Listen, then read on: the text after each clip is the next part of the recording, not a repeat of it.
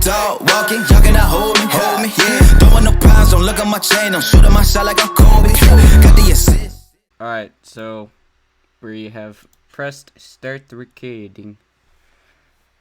So Fernando can't see me, but you guys can see me. I'm dripped out. I got the Spurs mask on, bro. I got the Spurs hoodie on. Under the Spurs hoodie, I got the Bucks shirt. We decked out here. We ready. Are we ready?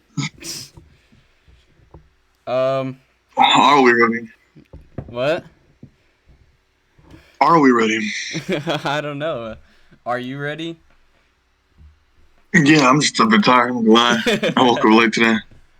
So this is the first episode of Plus 71. We've been trying to do this first episode for like months now. Oh, we had a first episode. Yeah. Oh crap! There's echo coming from you. Is there any way to fix that or no? What happened? So like my voice is coming through your mic. Hang on. Alright, I think it's good now. I don't know what was going on there.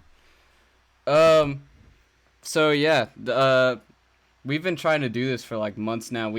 It's gonna be a basketball podcast. So we tried doing an episode before the draft, and then we were gonna do a reaction to the draft, and both of those didn't end up happening. And now it's like January 7th. The season has already started for almost a month now. Or not January 7th, January 9th. But season's already started for like half a month now, and this is episode 1. So the podcast is called Plus 71 because I'm from the San Antonio area, as you may have guessed, which is the 210 area, and I moved to Houston for the Houston area for college, which is where I met Fernando, and that's the 281 area. So Plus 71. I thought it was kind of clever, but ironically, I'm going to UTSA next semester, so the Plus 71 won't really matter. But I mean, it's still a cool name, so we're sticking with it. Yeah, Fernando, anything you want to say to introduce yourself? Well, I mean, you already said my name. So, yeah, my name Fernando Arizola. I did meet. Did they even know your real name? Or do I just use, No, they know my real name, because remember, I do another podcast where we say our names all the time. Oh, okay, well, I'm at Nathan and Lamar, and this was something that we had planned to do beforehand, but Yeah. he works, I work, and classes are different and whatnot, but we finally have time, so here's episode number 1. Yeah. Meeting M&M's. You're eating M&M's. So yeah, I thought this would be fun because I'm a Spurs fan, and Fernando is a Rockets fan, being from Houston. So you kind of get that chemistry of going back and forth with each other, and all that, the classic rivalry and all that. So yeah. Have all been a better franchise than the Spurs. What? I don't think so. A rivalry so much. I'd just say the Rockets have always been a better franchise than the Spurs. That's why dating back to the. That's why we got 5 championships and you got 1.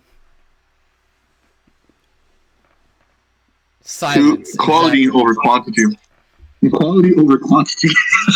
Quality over quality and quantity? They're the same trophy. What the fuck do you mean? Some easier,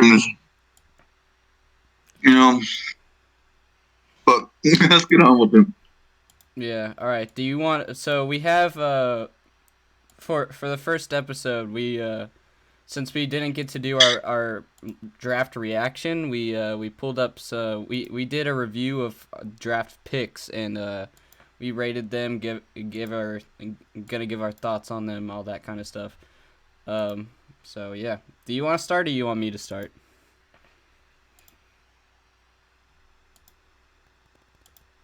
So each go, one me, one you, and one at a time. One at a time.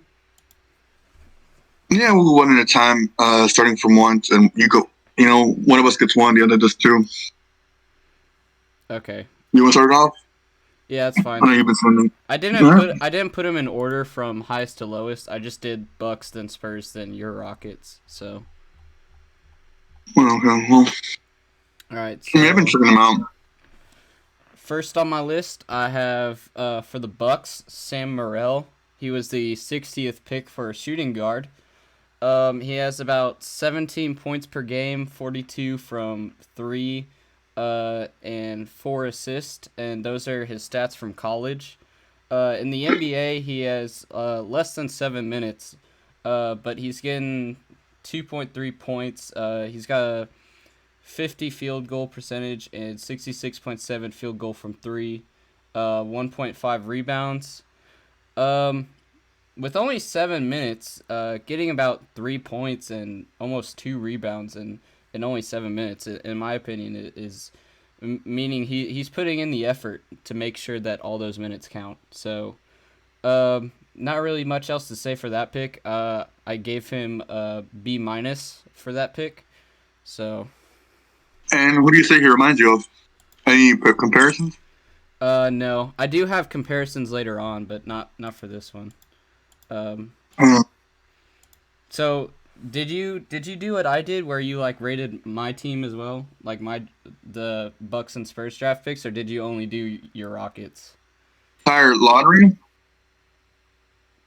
I did the lottery, and I did the lottery, the first 15 picks, and I did my guys too in the second. And for our draft, we didn't even have our first pick. And we only had like seconds, and we had some undrafted rookies. Yeah. So I did the first 15, and then went on. Oh, okay. But I didn't do the Bucks pick, but I did do the Spurs pick. Okay. So yeah, well, what we'll do is like you can say someone from the Rockets team, and I'll say what I had for the Rockets team, and then I'll do my Spurs, and you can rebuttal with what you have for the Spurs picks. And then you can do your top 15, because I didn't do the top 15. Oh my god. So I guess I'll just go off with oh my god, sorry. So I want to go start off with, I guess our best rookie was Jae'Sean Tate, despite us picking up KJ Martin in the second round and signing undrafted. You cut out. So I know that our second round pick was KJ Martin out of I can't remember at the moment off the top of my head, but former son of Kenyon Martin Sr., power forward back in the day. So although we drafted him and we signed the first guy we signed was undrafted free agent Mason Jones.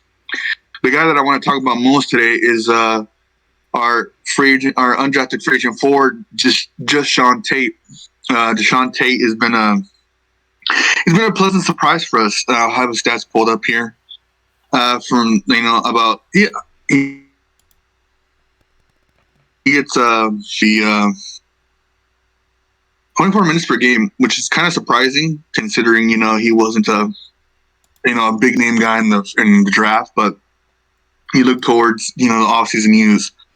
We had a lot of Harden trade rumors. Those are still going on today, but one thing I wanted to point out was just the energy and attitude that Jae'Sean Tate brought to practice, guarding Harden and even making a guy such as Harden frustrated and having where Harden threw the ball at Jae'Sean Tate during practice. I know that's something that you brought up.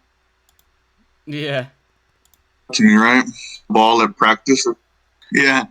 And it actually made me look into the guy, and he's been interesting to say the least. From 24 minutes per game, he's averaged 7.2 points, 4.5 rebounds, and 1.3 assists per game, which from an undrafted guy, that's not something you expect, and a pleasant surprise to say the least. I have to say that if he reminded me of anyone, it'd be sort of a Patrick Beverley. You're not going to get that many points from, but the energy, the defense is all there.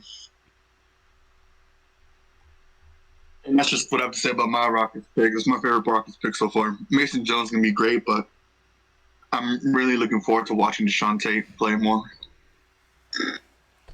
So I have KMJ written down as well.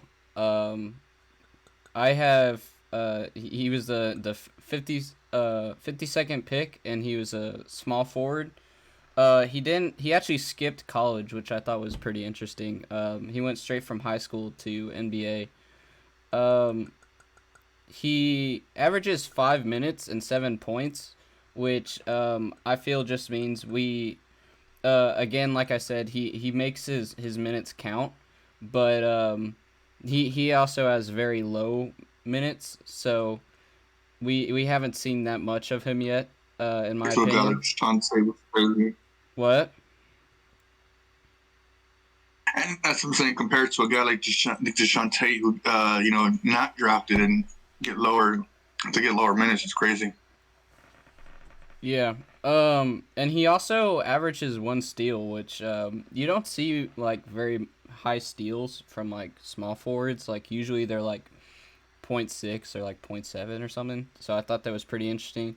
So it's kind of the same as what I said for the last guy. It's like he doesn't get that many minutes. We haven't seen that much from him. But he has high points per minute. Like he has more points than he does minutes, which is pretty important. So I gave him a B plus for Martin Jr.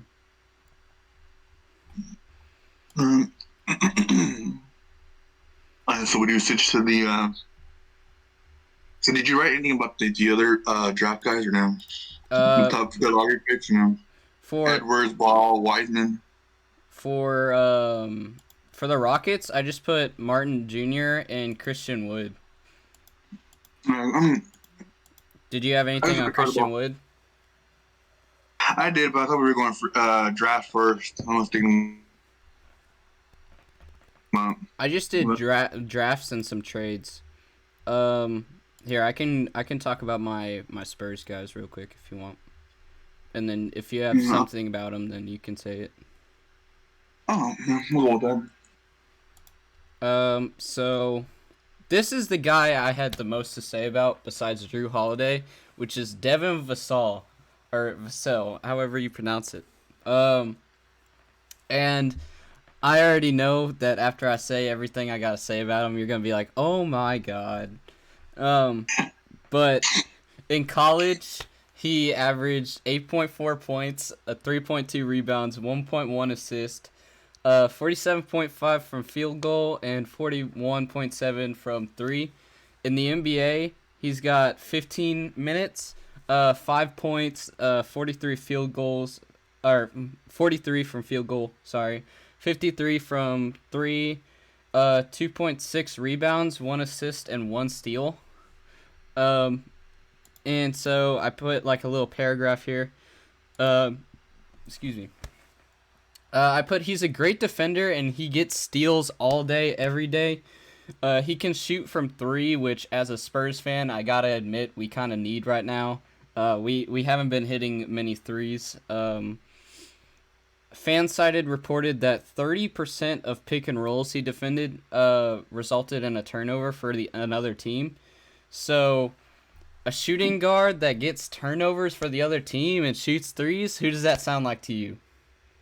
I obviously have bias, but if he becomes a starter, I say he can be the next Mono, baby. So I rated him a solid A. Not an A-, not an A+, but an A. And he's the shooting guard 11th pick. Yeah, I really like Devin Vassell. Devin Vassell from the Florida State Seminoles, if I remember correctly. Yeah, he's Florida State. Florida State. And he was, to me before the draft, he was someone who was very underrated, very, he's not talked about a lot. I thought he was a diamond in the rough. Obviously, not, getting, not like big star minutes, what you would Spurs would consider like DeMar DeRozan, LaMarcus Aldridge, who are getting the heavier minutes. But 15 minutes, 5 points, like Mason said, a great 3-point shooter. That was something that you saw in college, and 53% from the 3. That's good. And one of the guys that whenever the Spurs took him, I'm like, Nathan's gonna be excited about this guy. This guy's great. love watching him in college. You cut out. And didn't really think he was going to go on. What did I lose you at? You were like really great in college is the last part I heard. He was great in college, so whenever the Spurs picked Vassell, I knew Nathan was going to be happy because that guy's really good.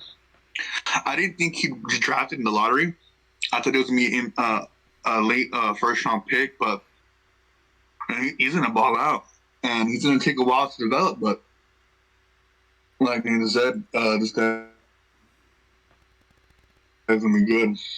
Yeah, bro. I know that that's a crazy claim to make. Like, obviously there's bias behind it, but for real, if he becomes a 6-man or a starter, he's going to be like Mano, bro, because he can shoot threes, and he gets the team to turn it over, which is what Manu did, bro. You watch any film from Manu Ginobili when he was playing with Parker and Duncan, Mano is getting steals, like, every play.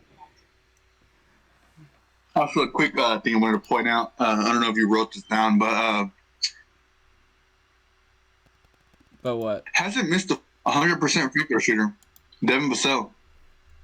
Oh yeah. A lot of the guys I have on here were 100% free throw, but like that's also because they don't have very few minutes. So I honestly didn't. I didn't really write it down because I know that like once like they're like single digit minutes. So once they get to like 12 minutes or anything like that, it's probably gonna drop from 100 to closer to like 70 or something. So yeah, I mean that's usually what happens. Get out. What? I said I think he could be one of those 40, 50, 90 guys. Yeah. But hey, you know that's. So we switch to let's switch to the free agency now or no? Well, I still have one more Spurs guy and one more Rockets guy. Do you want me to talk about Christian Wood, or do you want me to talk about Trey Jones? I'll go on for Christian Wood. You know, I have some things written down for him. And Christian Wood? All right. So he... Yeah, I had... Or you go first. No? Says it's your team. So, you know, we didn't really have much money in the offseason. So, you know, with Daryl Morey being stepping down and Mike D'Antoni heading to Brooklyn, and our new guys being Raphael Stone and Steven Silas, you know, a lot of Rockets fans had questions on after seeing a small ball. You know, it could beat it beat the Thunder, which wasn't really that much of an accomplishment, but seeing as it went to 7 games, but heading to the Lakers in the second round, a small ball was done. You know, we had no one big enough to guard LeBron, to guard AD, to guard Dwight Howard, to guard Markieff Morris. You know, we didn't have the height to go out there and compete with those guys or other guys too. Or Giannis, even though he was bounced out in the first round. Yeah, what did I tell you, bro? I told you small ball isn't gonna work all the time. It's not, and while it did, you know, go for a fast-paced offense, it just wasn't gonna work. So heading into the offseason, we wanted to know, you know, how can we go from that small ball, and go into a traditional sense of being able to space the floor more. You know, we had a point guard. You had a point guard what? Who couldn't shoot the stuff statue. I'm sorry? You cut out at we had a point guard. We had a point guard who couldn't shoot, so spacing the floor was really hard there. I know that Nathan would make fun of Russell Westbrook a lot. Yeah, bro. Russell Westbrook. He's like, isn't he like 0-4? He was 0-4 last time I checked. What is he now? Let me check real quick. Quick sidebar. He won. Him and the Wizards. The Wizards won a game, but they did it without Russell Westbrook playing. They're 2-7, bro. 2-7. Bro, it's Russell Westbrook. Yeah, I'm telling you. it's Westbrook. He needs to be on a team where he's the third best player or the second best player. And yeah, but not enough about him. We traded him for John Wall, who I've loved playing. But back to what I was talking about, we needed to go big, so we made it was a sign and trade. We traded. It was a 3-team trade. You cut out it was a 3-team trade. Trades. It was somewhat of a 3-team trade, but not really. We had traded Robert Covington for Trevor Ariza and 2 first-round picks. And we ended up trading Trevor Ariza in a sign-and trade for Christian Wood, where they got 1 pick, I believe. I can't remember the exact details of it.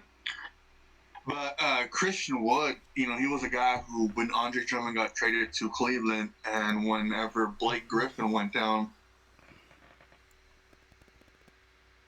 at Detroit, he was, averaging insane numbers. And while some people might have said, oh, well, that's the results of being on a team that isn't good, and which is a fair assumption to say, if you're on a team of scrubs, the best players are going to do everything for them, so you can't really. So that was the one knock on Christian Wood, but coming to Houston and just seeing him ball out with Harden and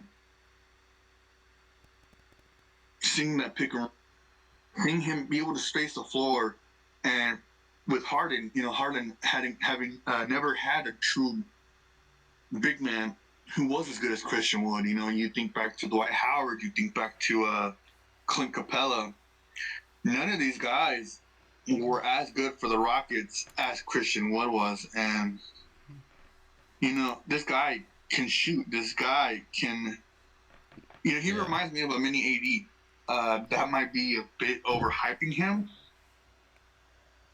but he's averaging 20 before game stretch where he was 3 of those games were for like double-digit rebounds. So that's what the Rockets needed, and I'm excited. He has a good mentor, DeMarcus Cousins, who you might forget, who some people might forget was arguably the best center in the NBA. That guy was doing amazing. So to have them two, it's a lot of fun. I've been excited watching Rockets games. Yeah, man. So I have stuff written down about Christian Wood, and I didn't write stuff down about John Wall, but I will talk about him. So Christian Wood, I put that, obviously he's, I wrote the position for each player, so he's a center, and what caught me off guard is that he has a different team every year, but he also has the most points average with the Rockets. So I have his stats from the Pistons here because that was his who he was with last year. So he has 21.4 minutes, 56.7 field goal percentage, 6.3 rebounds, and 13.1 points with the Pistons. Now for a center, in my opinion, those rebounds are kind of low. But he also only had 21 minutes. So we go to the Rockets where he has 35 minutes, 55.3 from field goal, 27 from 3, 10 rebounds, and 23.6 points. Now, 23.6 points for a center is a lot, in my opinion, anyway. Like, centers you want for your rebounds and blocks. They aren't really your point makers that much, unless it's someone like Joel Embiid that is a center that can still shoot threes. But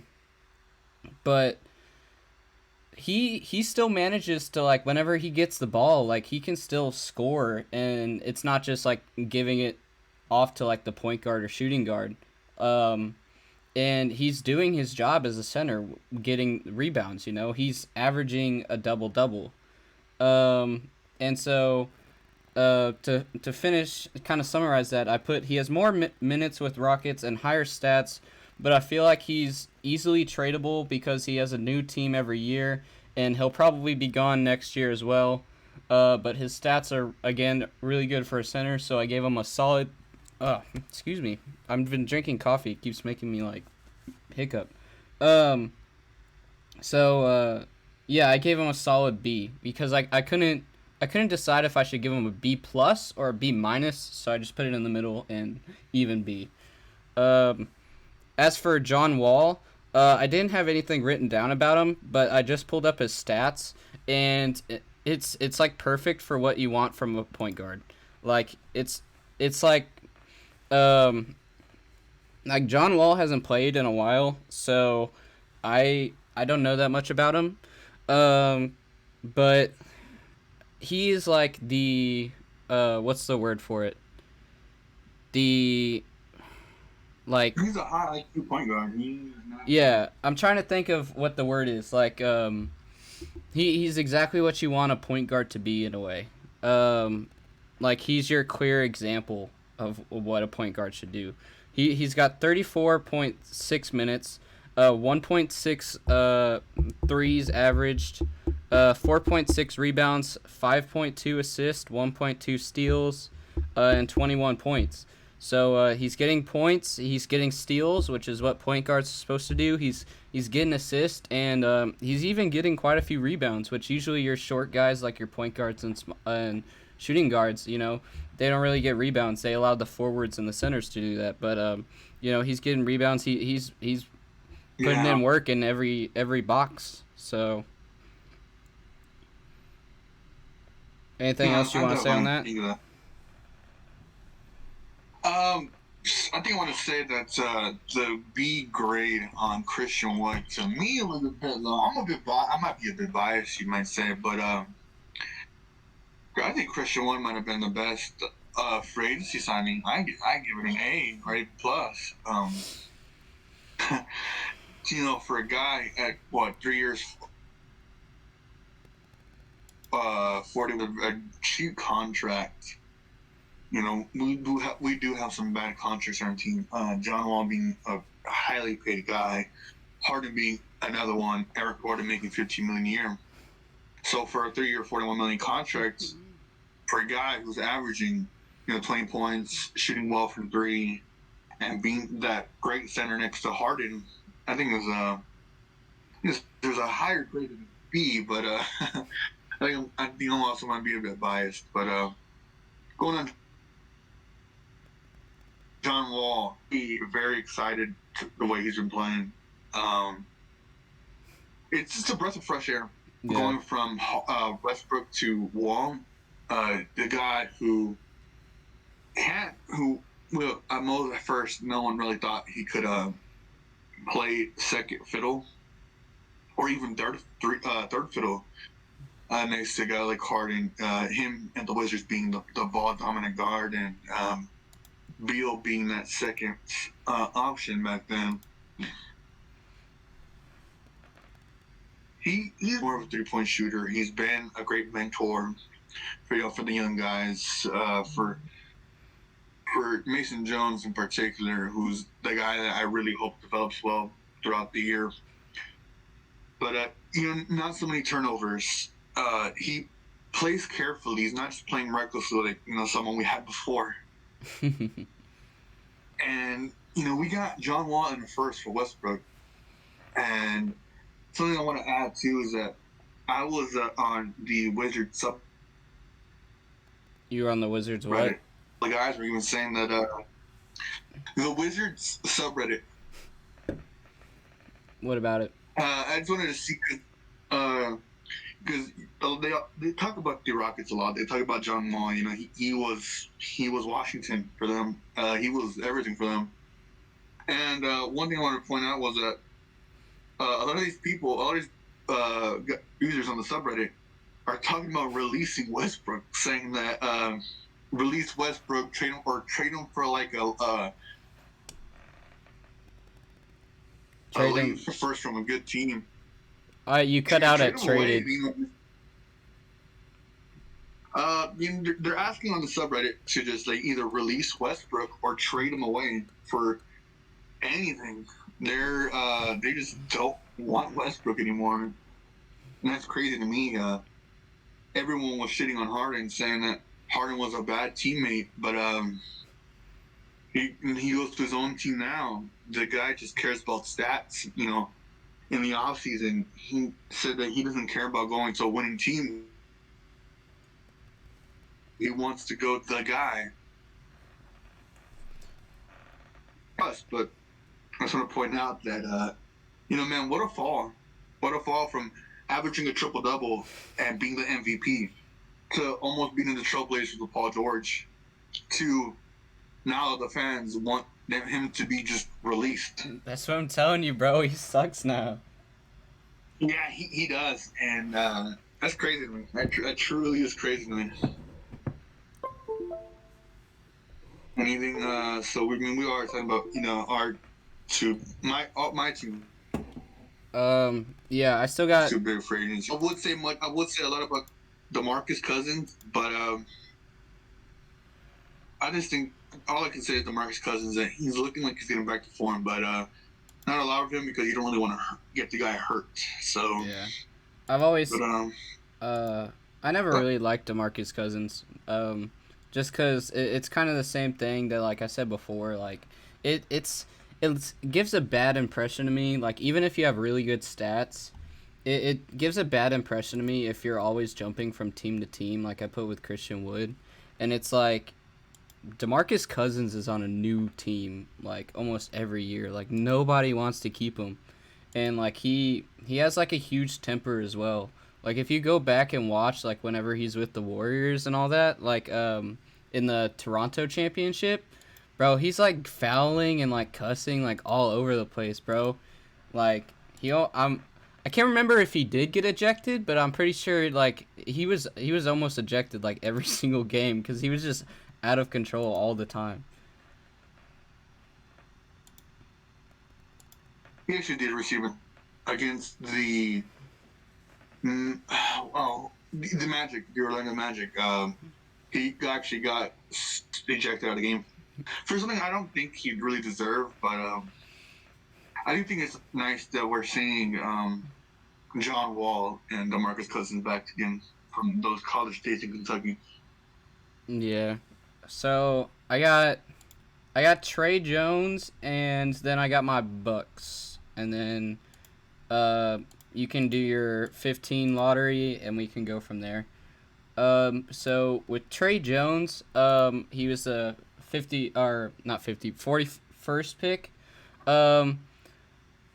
Before I even go into his stats, I feel like he's more of like injury insurance because he was the second guard we drafted, obviously. And I feel like we needed... I told you this before we even started the video. Like, I was literally saying for weeks, like, why did we draft another guard? We need more big guys. You know what I mean? I was literally telling you that for, like, 3 weeks? But in college, he had 34 minutes, 41% for field goal, 31 from 3, 4 rebounds, about 6 assists, about 2 steals, and 12.4 points. Now, obviously, college is a lot different than the NBA, but I will say that something that caught my eye was in college, he's averaging almost 2 steals, which again is like, steals are important. If you can give the other team less possessions, that makes a huge impact. So, as for the NBA, he's only gotten 3 minutes, which makes sense because he was a second round pick. He's got 57 from field goal, 1 rebound, and 3.7 points. So, against Utah, he was given 8 minutes instead of just 3, and he scored 9 points. So I put that he's averaging more points than minutes, which I think is really important because when you look at MJ, LeBron, and Kobe, like all of them average about 0.7 points per minute they played. And he's averaging more points than minutes, but he also all his other stats are really low. So I feel like you can you can summarize both his low stats and his high points per minute to the fact that he hasn't really played that much in the NBA yet, so we haven't really seen what he can do yet, in my opinion. So I gave him I couldn't decide whether to give him a B- or a C+, because again, I feel like we needed more of a big guy, and he's more of injury insurance. So, and we haven't seen what he can do. So I feel like it's closer to probably like a C+. But I know a lot of like ESPN and stuff like that were giving him Bs. But You know, I was actually high on Trey Jones. I was a big fan of him and Duke when Jay Barrett, Zion, and Cam Reddish team was there. I actually thought they were going to win it all. But I'm surprised he didn't declare the year before. I truly thought he was. And even though he didn't declare last year, I truly thought that he was actually someone that I wanted the Rockets to take, seeing as before we only had Austin, we had guys like Austin Rivers, Aaron Gordon, guys that Moore was another one. He was actually someone, I wanted my Rockets to take. But, I don't know. To me, it's been kind of subpar. I truly thought he was going to be this guy, not like a high-scoring game guy, but a guy who could just do a bit more and go to a team that, where he was much more needed.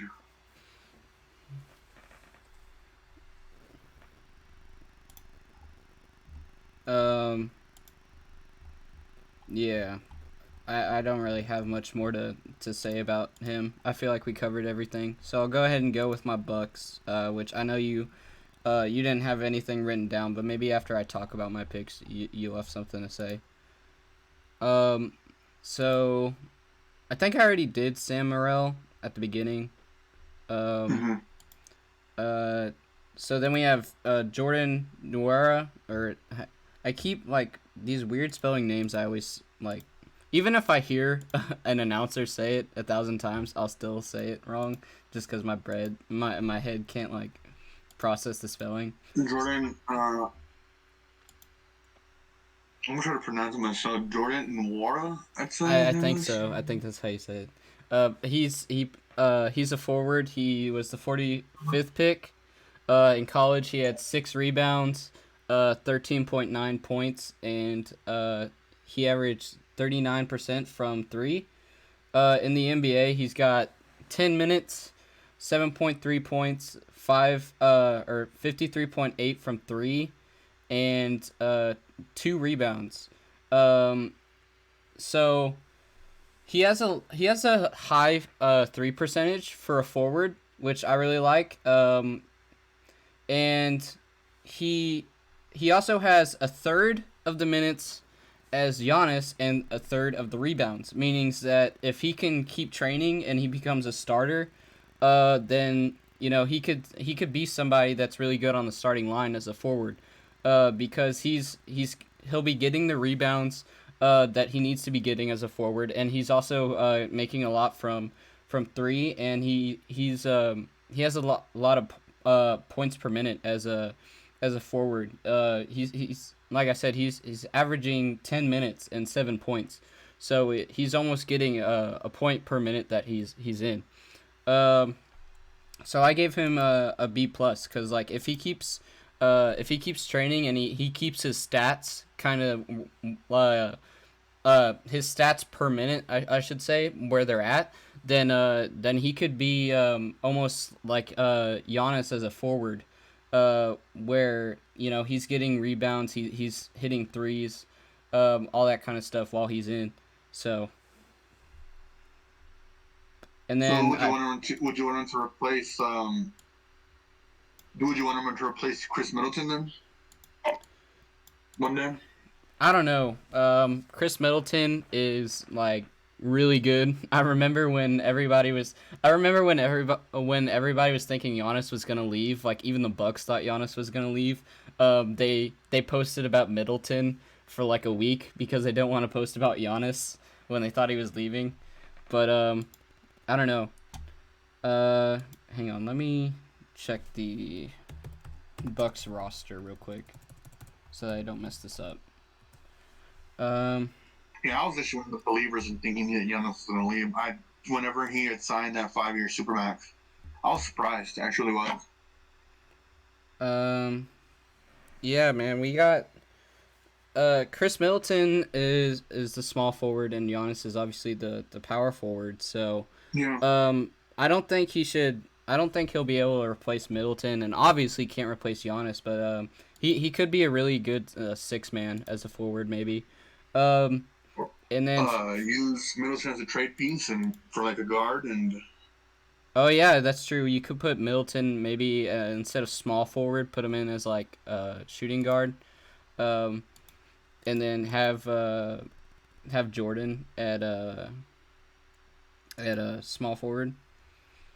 But I put Fox gives him an A and Bleacher Report gives him a B, and I gave him a B plus. So I mean, I kind of saw him the same way that like Fox and them did, kind of.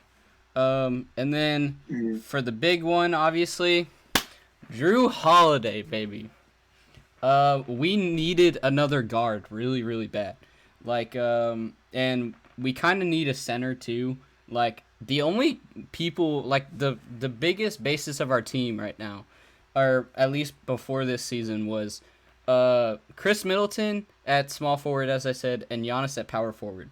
Like, we didn't have any, like, our guards were kind of average, and our center was kind of average, but they weren't all-stars like Middleton and Giannis. So getting Jrue Holiday is a huge plus because now we have a really good guard. And so I put his stats with the Pelicans. He had 34.7 minutes with the Pelicans, 45% from field goal, 35% from three, 4.8 rebounds, 1.6 steals, 19.1 points, about 7 assists, but he averaged 3 turnovers. And with the Bucks, he had 30 minutes, 50 field goal, 39% from three, 4 rebounds, 5.4 assists, 1.9 steals, 1.4 turnovers, and 14.8 minutes. So again, I kind of summarized everything I put. So the Bucks, I put the Bucks needed a point guard, and I feel Jrue Holiday really fits in with the Bucks as well. And they're coaching him very well. They're practicing what they need to practice with him, I feel like, and they're not wasting time practicing what they don't need to practice. Because, like, if you've noticed, every single stat of his has gone up, except for his assist and rebounds, which I think is actually good.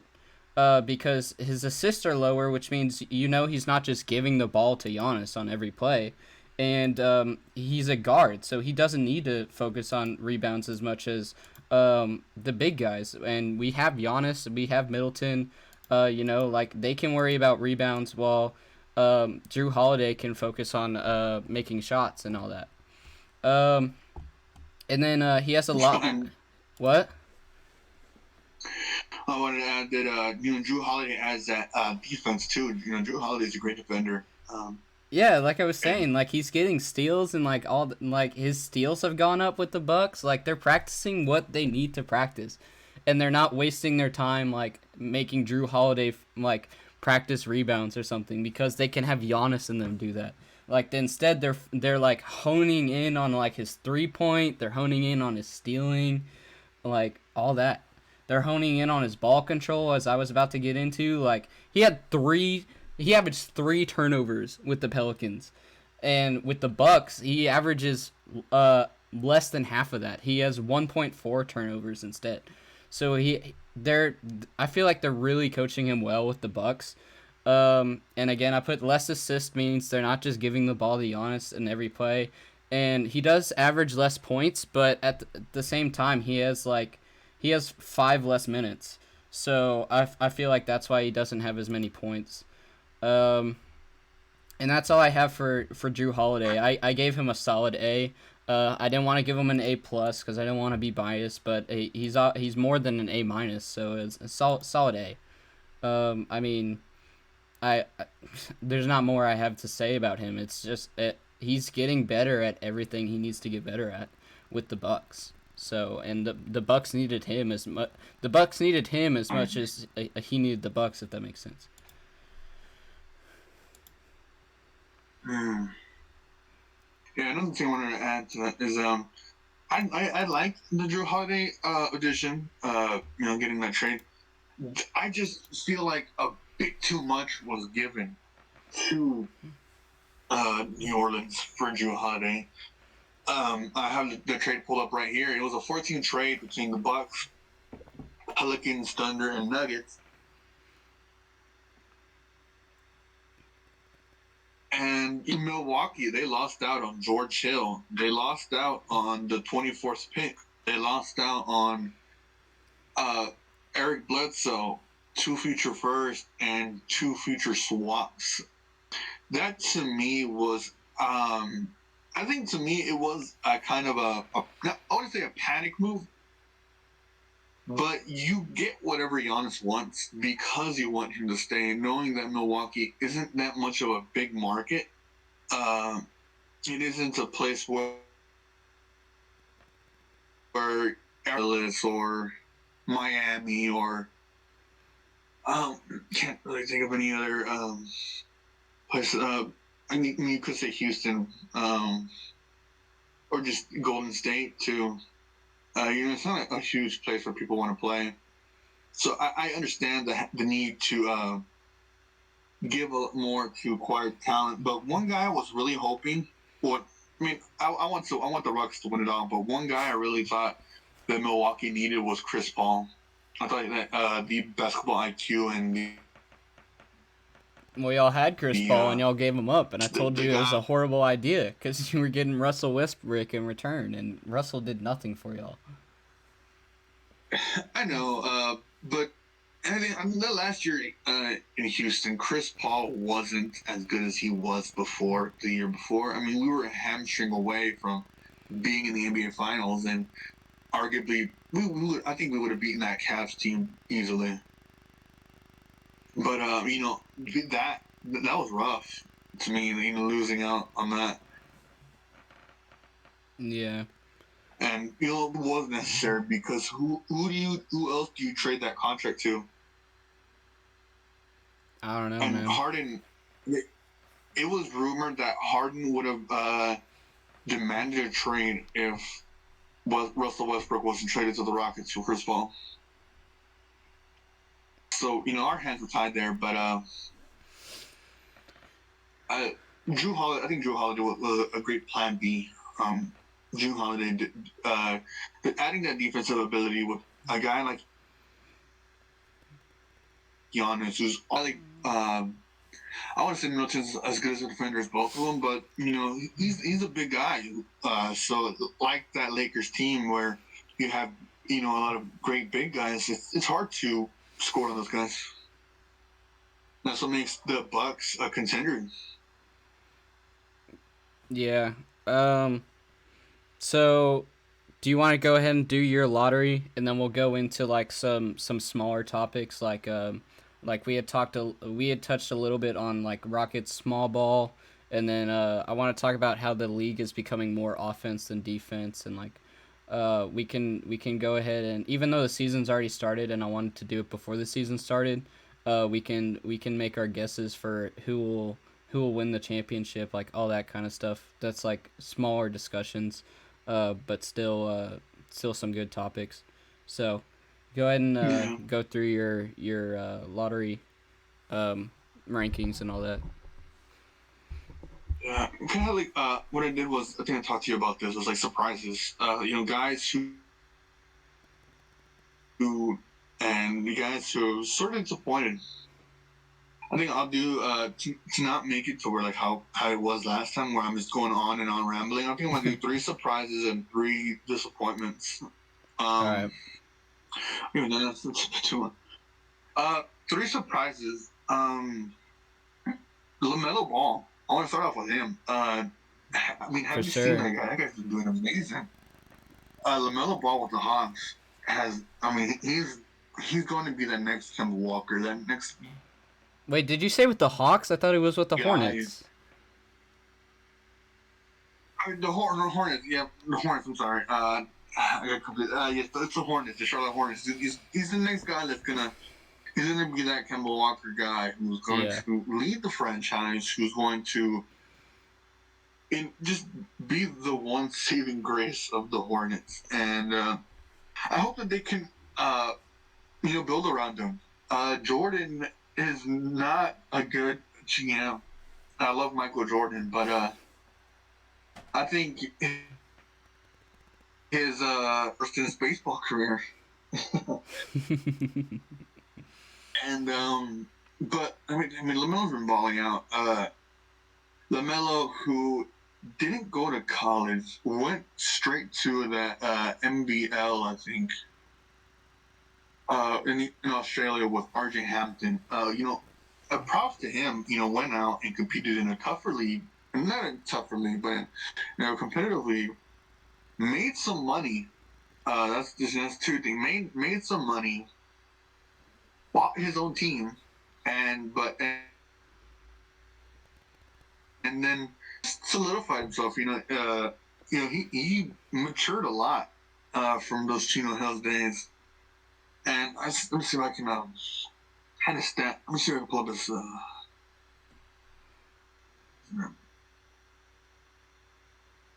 I think he's the rookie of the year. That's just my guess. Rookie of the year. I don't know. I don't know if something we're gonna talk about. Later on, but man, I've been excited watching Lamello ball. I have his points. Yeah, man. I mean, I'll be honest. 12 points. Go ahead. I thought you were done. I was gonna talk about Lamello after you were finished. Man, to me, I guess stats are not eye popping, but if you watch the film, if you watch his highlights, he's good. He is really good. I think he's the best ball brother out of Lonzo, and of course, way better than LiAngelo. But from 24 minutes a game, he's averaging 5.7 rebounds and 5.3 assists and almost 2 steals a game. He does it all. And hold up, I had his I had a list here of for the 3 surprises. I had comparisons, and I think I pulled it. I had it written on my computer. All right. Before you get on to the second surprise, I want to keep talking about Lamello a little bit. So, yeah, Lamello, in my opinion, even though he's a rookie, is the best ball brother. Lonzo still isn't really doing much with the Pelicans, and LiAngelo, I don't even pay attention to. I'll be honest. Lamello is I know you said I want to talk about surprises for rookies, and I told you straight up, I was I don't know how much I can contribute to that topic because the only rookie I've been watching is Lamello, and you were fair enough, because Lamello, dude, he's insane. I remember the first, because I have a really good friend at HEB where I work. And we talk basketball all the time, and he even asked me, yo, I want to come on your basketball podcast as, a guest one time, so that he can talk kind of the way we're talking. And I remember immediately after the season started, all we could talk about for a week was, bro, are you seeing Lamello with the Hornets? His assist, bro. He's passing the ball. I mean, it was insane, and like you said, his steals are going up too. He is the key player. He's doing everything he needs to as a rookie. He's playing he's already been. He's playing he's been in the game for in the NBA for 4 years already. It's insane. I don't know what else to say about that. He's everything you want. He's getting steals. He's getting assists. He's driving it through to the basket. I mean, enough said. You know what I mean? Definitely, man. Definitely. One guy I want to compare him to is Jae'Sean Kidd. Jae'Sean Kidd was an amazing passer. Back on those New Jersey Nets days, and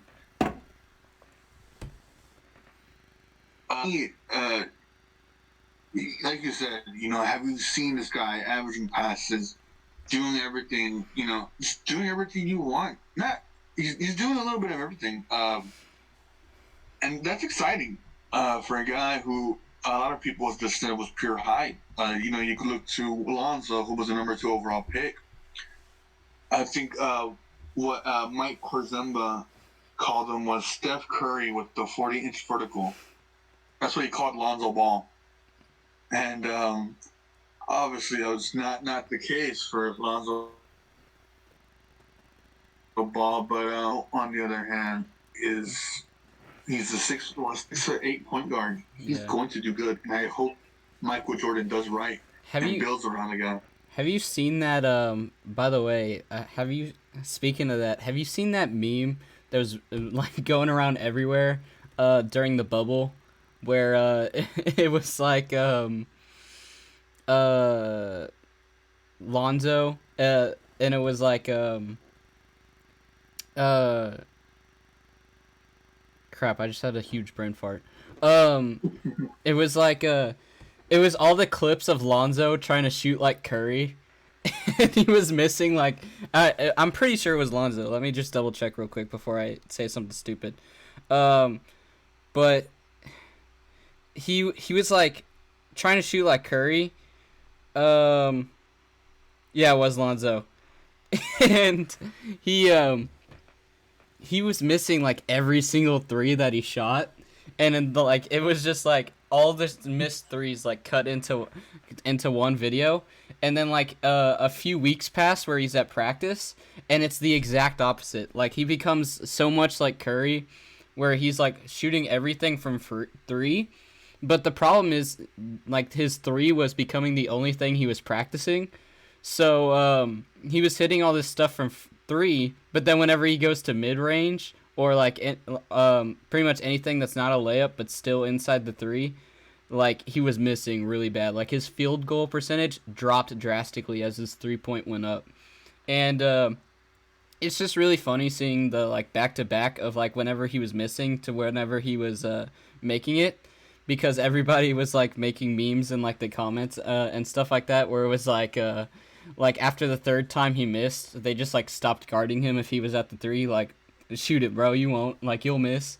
And then like he started making it, and like it's like the first time he made it, it was like, he got lucky that one time. And then the second time it was like, all right, maybe he's been practicing. And then the 3rd time he makes it, it's like, oh shit, now we gotta guard him now. So I think that's really funny.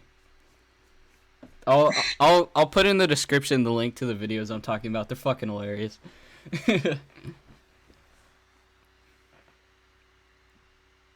Oh, I'm sorry. Lost. Oh yeah, the second guy. The second guy I want to talk about. I know that he's only played 1 game, and but I still wanted to talk about him because I truly think that he's I think he was good. He was good in the 1 game that he played, and I hope that he can follow. I'm talking about Obi Toppin. Guy, and he was a power forward out of Dayton, and someone who had there's a ton of hype around him. But let me see if I can pull it up. So he had 1 game where he played 24 minutes, and he had 9 points for the Knicks. Sadly, he had suffered a right calf strain and hasn't played since that first game that he had. The bit of Christian Wood, that game against the Pacers, he shot 3 for 7, and I know he's not Christian Wood, but he's a guy who's a power forward who can shoot the ball, and that's what you want out of a power forward. He had 3 rebounds and 2 blocks that game. But I really, truly hope that when he comes back, that he can go back to that. I muted myself in Discord. I just wanted to say that.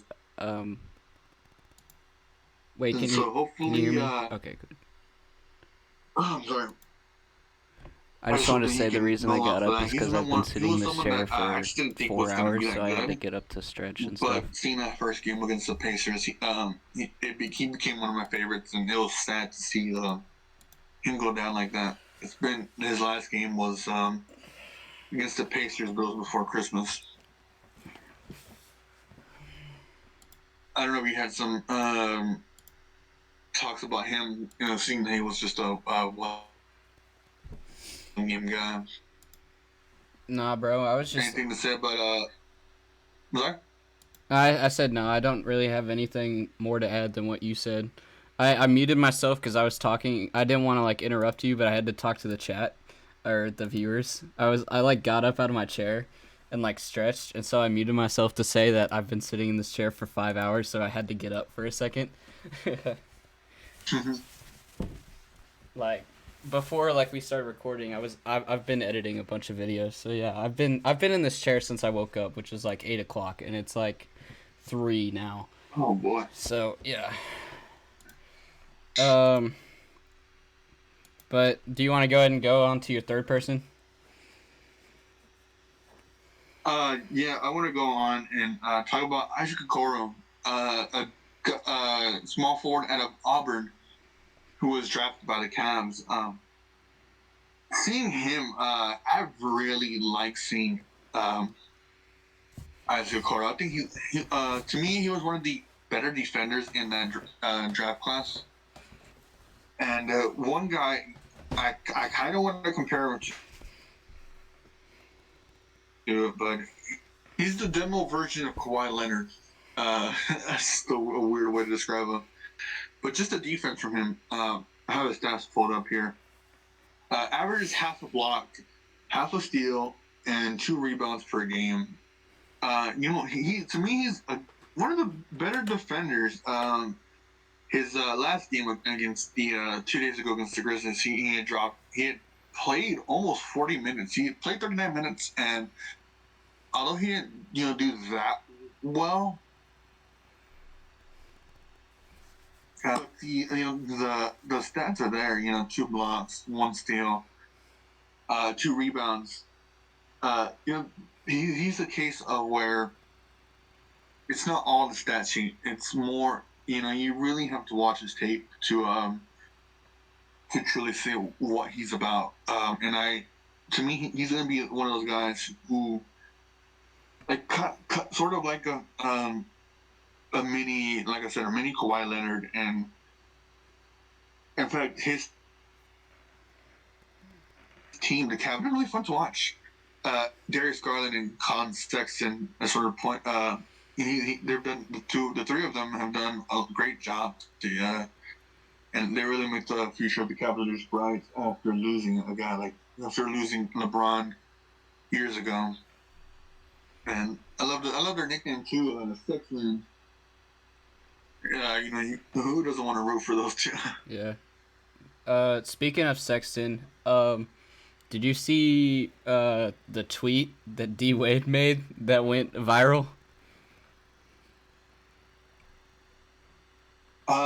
No, actually, I really don't. I'm on Twitter, but not that much. I'm more on Instagram. I'm literally only on Twitter for the NBA because Twitter has a lot of, like, political stuff.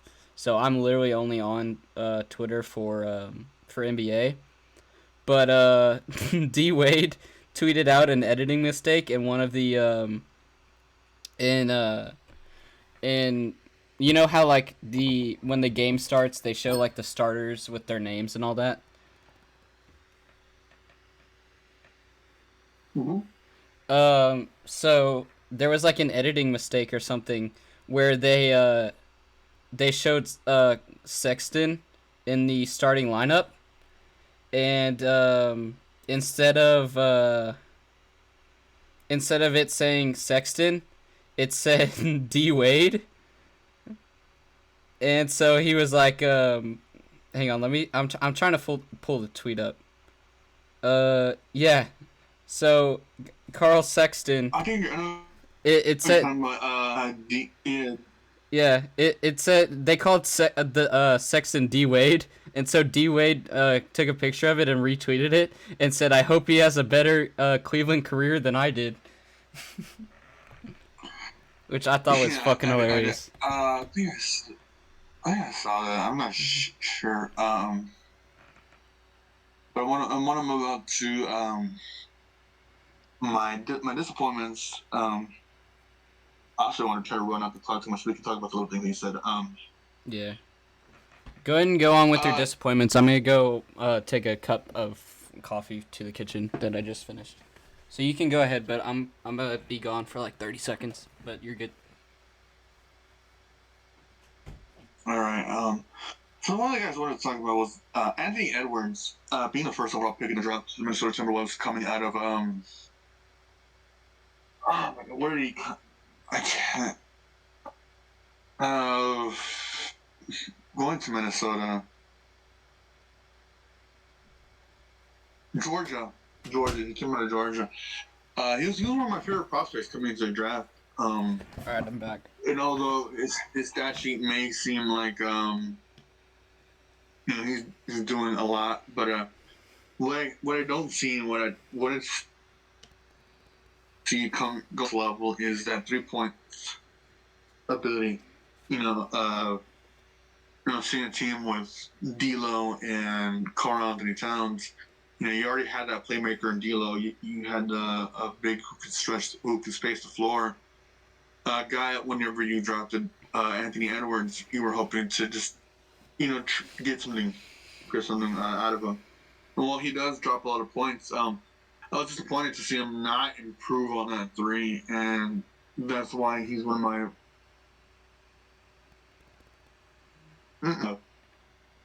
If I was Minnesota, I would have done as much as I can to package that number 1 overall pick and package a guy like I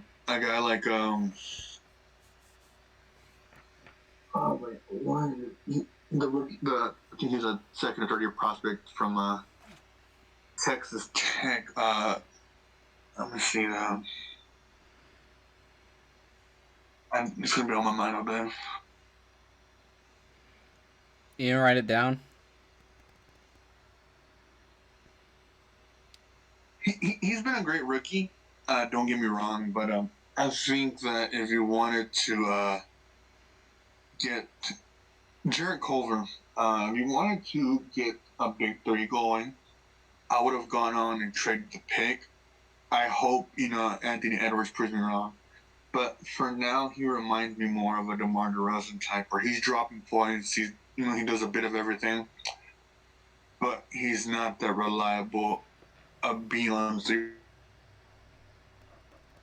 lines. But I would have tried my best to trade that pick, and get a proven guy, Booker, who is good friends with Towns and D'Lo. But that might be just me. I know a lot of people were excited for him, and excited, just Minnesota Spurs excited with the rookies at the moment. Adding Justin Jefferson from LSU and on the Minnesota Vikings, and Minnesota's just happy with the way their teams have been drafting.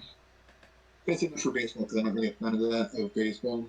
I'm sort of a fan of the Astros, but I'm not too big on baseball. But Edwards is my guy who, to me, hasn't been as big as I thought he was going to be. My next guy is wait, where did my list go? One of my guys, one of the Rockets guys, KJ Martin. To me, to see him not do as much, I sometimes you have to be you're biased, but sometimes you have to accept the truth. To me, KJ Martin, I thought he was going to be our best rookie, but he wasn't. Mason Jones was balling out in the preseason, and so was even Jae'Sean Tate now has been doing a lot. So KJ Martin, like I said before, son of Kenyon Martin Sr., was a power forward back in the day. it disappoints me that he hasn't had that big of a role with the Rockets, but I guess you can credit that to the whole COVID-19 protocol that they've been having. But it's a quick description, not quick talk about it, but he was someone that to me was a bit disappointing, and I hope that once this COVID stuff clears up more and the players don't have to deal with that much, I hope that he can just ball out and be the guy that I love this film. I love the highlights. So it's hopefully he can do more of that. Once all this stuff clears up. My last guy.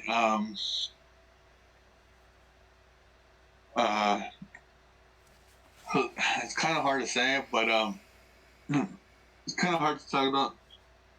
Wiseman, James Wiseman, the second overall pick. I know that you might think, oh well, he's just hating on the top guy. It's just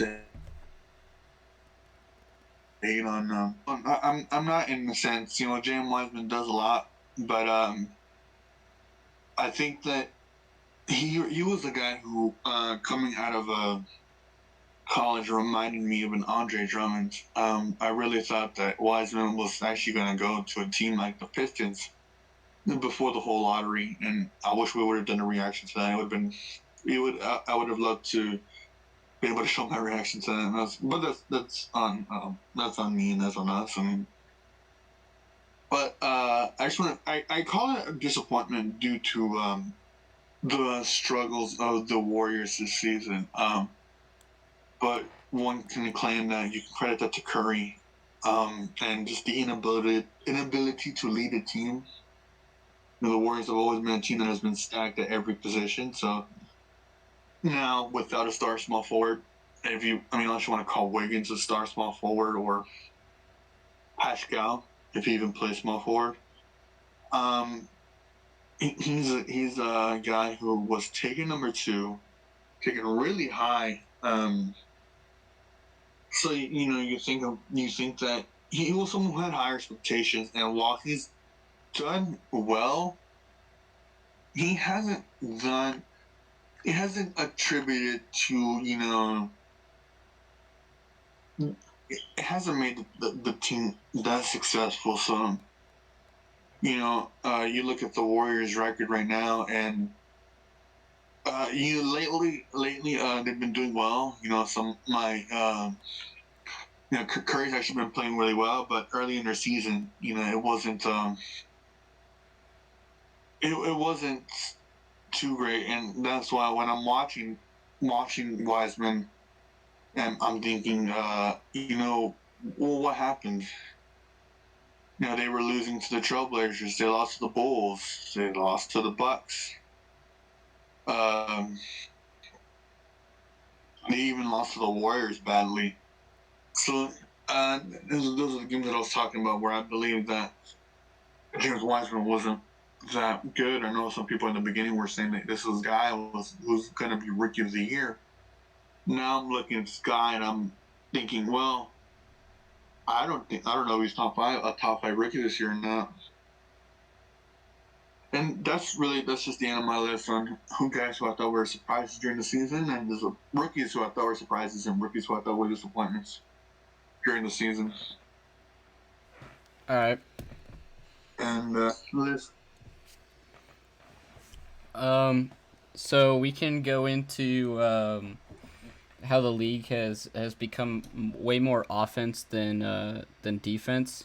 This is something we've been seeing for the past couple years, in my opinion, and you really see it if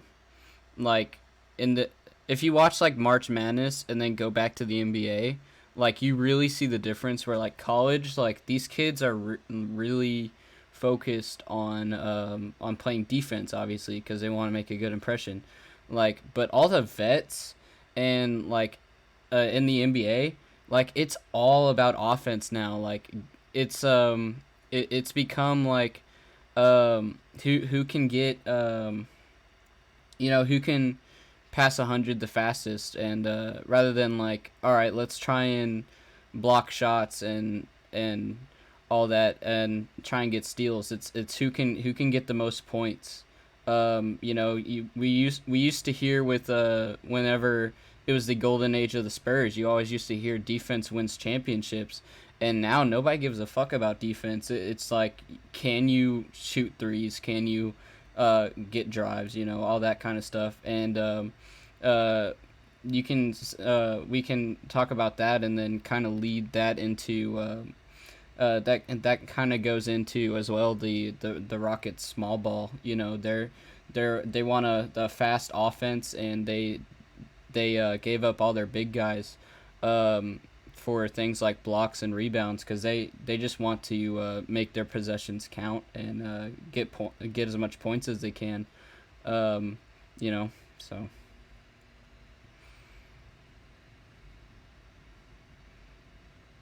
No, you're right. You're right. I think now, what's the bigger surprise? Or not the biggest surprise, but the rare commodity in the draft. You know, when you look at guys like Isaac Okoro and to me, Jae'Sean Tate, it's surprising whenever you can see a guy who is highly drafted because of his defensive ability to drop 30 points a game or even 20 points a game. Yeah. You know, to me now it's also a rare commodity to find a guy like Okoro, to find a guy like Jae'Sean Tate, who may not be dropping points every game, but you need them to help get back those leads, get back and go on those runs where you can finally there's more. It's more common now. It's more common to find a good scorer than there is to be a good defender. Yeah. So like I said, kind of leading off that topic, like because it's becoming more offense, like you can talk about like the Rockets, like they I feel like the reason they did the whole small ball thing is because they realized that transition in the NBA, that there's not so much importance on defense, because that even though we say again defense wins championships, whenever you look at the score of the game, whoever had the most steals isn't who wins. It's who has the most points, obviously, is who gets the W. And so they went all small ball so that they basically, it's almost like having 5 point guards on the field, so that you can give it to any player and they can shoot a three, so that they can just get as much points as possible. And kind of off topic, but whenever we head back to college, me and you should play 2K again, because we tried playing 2K for the first episode, and then obviously it got corrupted. But I showed you, like, I basically did the same thing with the Rockets, where I have different lineups on 2K, and one of them is like a normal team, and then one of them is all big guys, and one of them is all small guys. And like my team that's all small guys, it's all point guards, like Curry, Harden, Tony Parker, like Iguodala, like all of them. And so because it's all point guards, all I do is shoot threes all day, and then I almost got like 200 points a game just because I'm doing is stealing the ball and shooting threes. But yeah.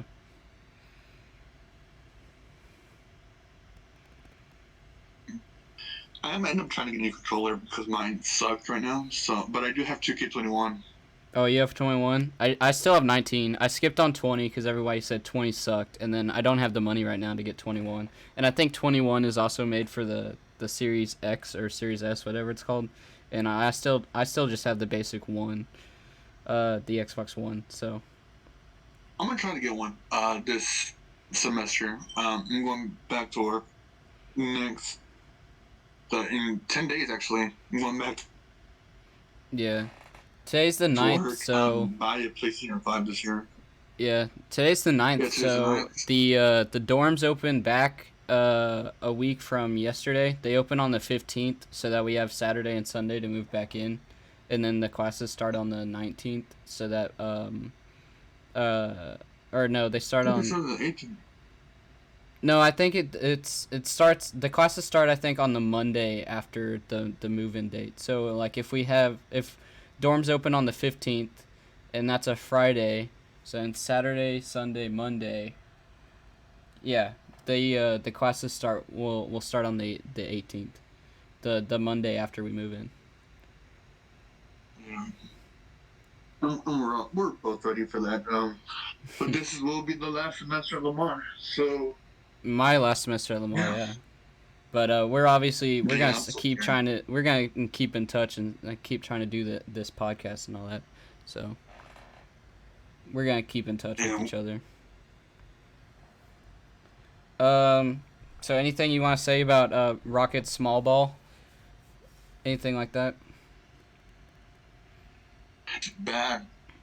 Yeah, just pretty much that. You got Christian Wood and DeMarcus Cousins, and yeah, I'm just excited to have those two. It's very exciting. Yeah. I wanted to talk about something that I don't really know how to put it in a positive way because it isn't a positive thing, but I remember even telling you and you were like, "What are you talking about?" But the fights that have been going on, like you saw it starting whenever the bubble started last season, but the teams, in my opinion, they went so long without being at practice and like all that I feel like it started turning into like street ball almost, where it's like in the bubble, like players are being way more aggressive with each other. They're drawing way more fouls, where and then that carries over into this season where players are fouling out way more often than they have been, and every single team that I saw on opening night of the season on the 23rd, they all got into fights. Like every single team was fighting with each other. So I know you didn't see it, so you may not have that much to say about it, but like there was a clip that went viral on Instagram. Yeah, I was Go ahead.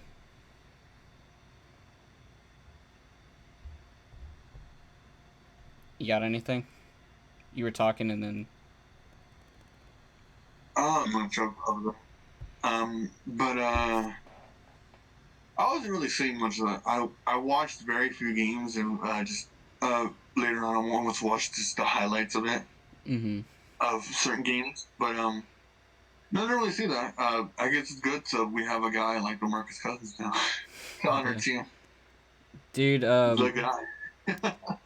Yeah, dude, like the most famous, like there was like a famous or I should stop using the word famous. I'm the word I'm trying to use is viral.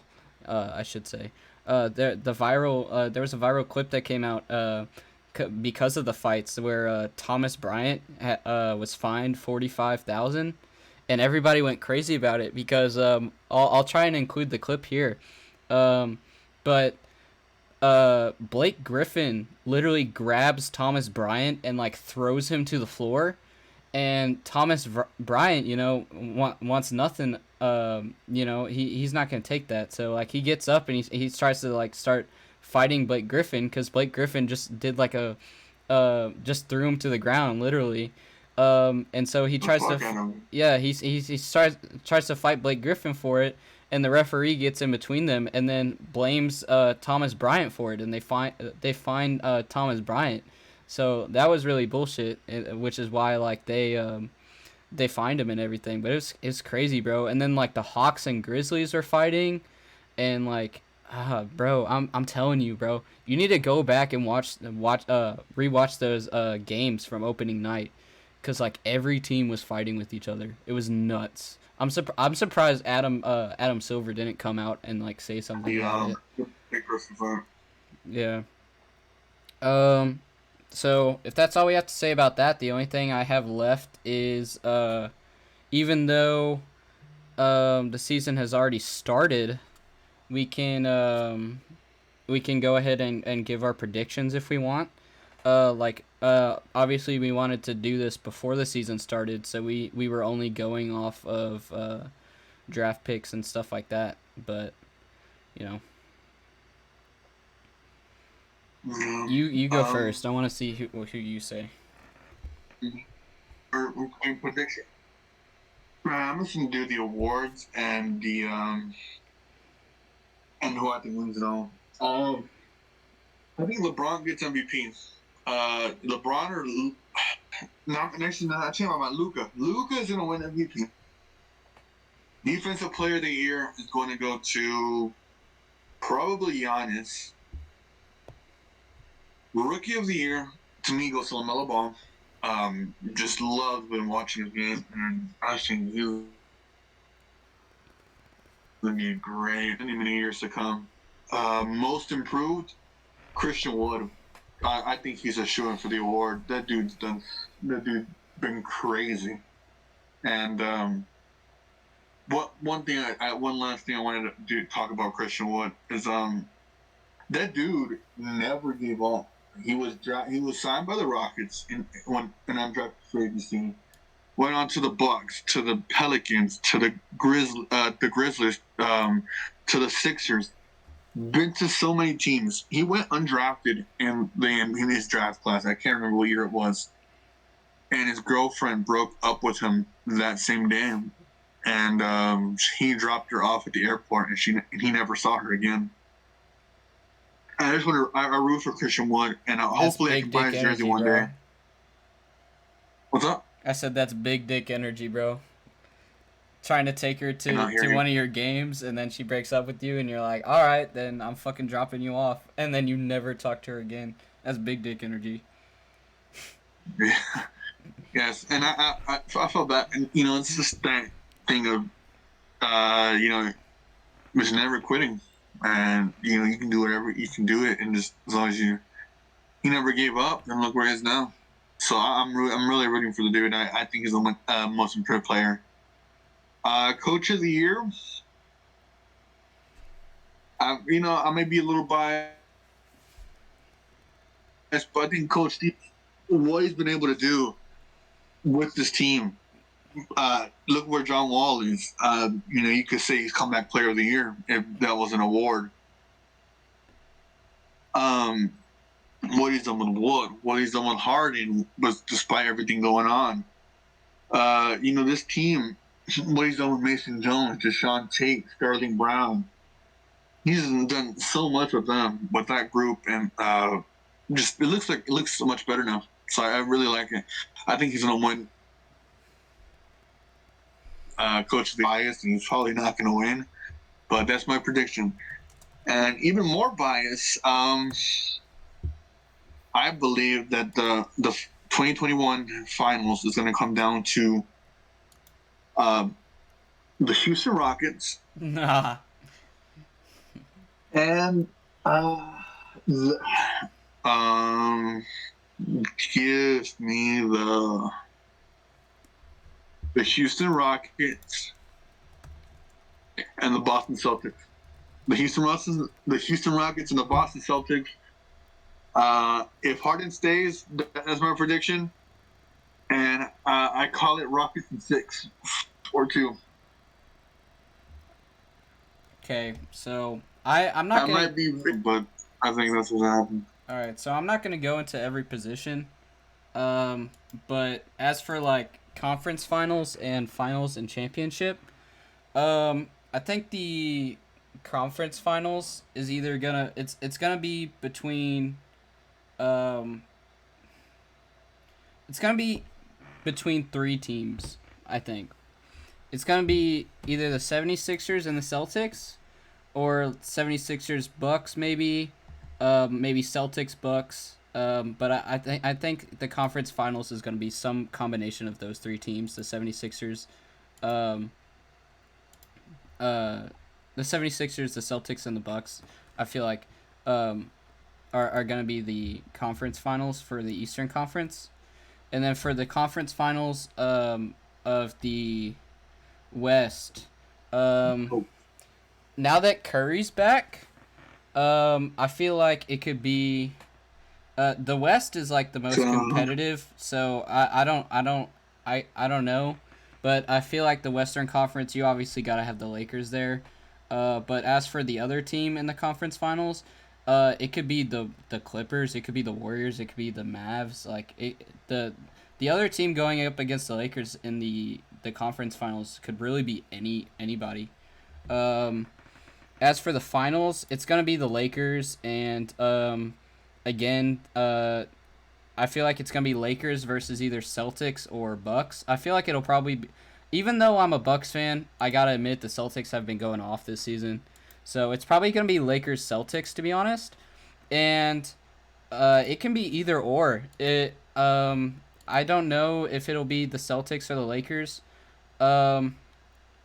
If I'm saying who I want it to be honest, I really hate the Lakers.